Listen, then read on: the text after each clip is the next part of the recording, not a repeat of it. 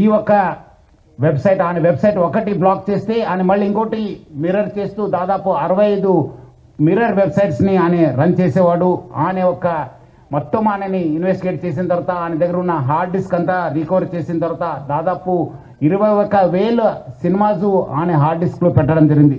మొత్తము పాత ఫిలిమ్స్ అయిన గాడ్ ఫాదర్ మీ అందరు కూడా తెలుసు, చారిత్రాత్మక ఐతిహాసిక ఫిలిం అయిన గాడ్ ఫాదర్ అంటే 1972లో ప్రొడ్యూస్ అయిన ఆ మూవీ నుంచి మొన్న వచ్చిన ఓజీ మూవీ దాకా కూడా ఆయన దగ్గర ఈ ఒక్క హార్డ్ డిస్క్లో ఉండడము మనము చూశాను. మొత్తము బాలీవుడ్ టాలీవుడ్ అందరు కూడా ఈయన చాలా మూవీస్ ఆయన దగ్గర ఉండి చాలా నష్టం జరుగుతుంది.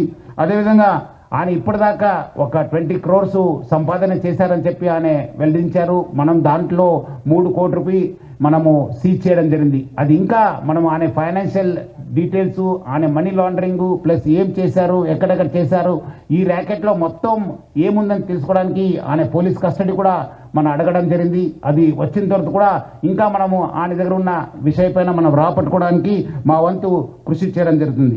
మొత్తం ఈ కేసెస్ పైన కూడా, ఎందుకంటే ఇది ఇంటర్నేషనల్ లింక్స్ ఉంది, ఇంటర్నేషనల్ నుంచి అక్కడ వేరే దగ్గర నుంచి కూడా ఆయన ఆపరేట్ చేయడం జరుగుతుంది. సో ఆయన దగ్గర నుంచి కూడా మనము ఇన్ఫర్మేషన్ రాపట్టుకోవాలి. అందుకు మనము సిబిఐ మళ్ళీ ఎన్ఫోర్స్మెంట్ డైరెక్టర్ అధికారులను కూడా మనము అప్రమత్తం చేయడం జరుగుతుంది.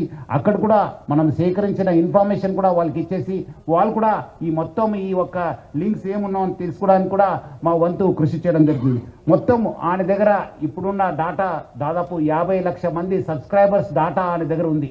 అంటే మీకు తెలుసుంటుంది, డాటా ఈజ్ పవర్ఫుల్. ఈ ఒక్క ఆధునిక యుగంలో మోడర్న్ టెక్నాలజీలో డాటా ఈజ్ పవర్ఫుల్. ఎవరి దగ్గర డాటా ఉంటుంది వాళ్ళు చాలా పవర్ఫుల్ ఉంటారు. ఆ డాటా ఆయన కలెక్ట్ చేయడంతో ఆయన అన్ని కూడా సైబర్ క్రైమ్స్కి లేదంటే ఏదో ఒక క్రైమ్కి అది గురి అయ్యే అవకాశం ఎక్కువ ఉంది. ఎందుకంటే piracy it self is illegal. ఎందుకంటే పైరసీ అనేది ఇల్లీగల్.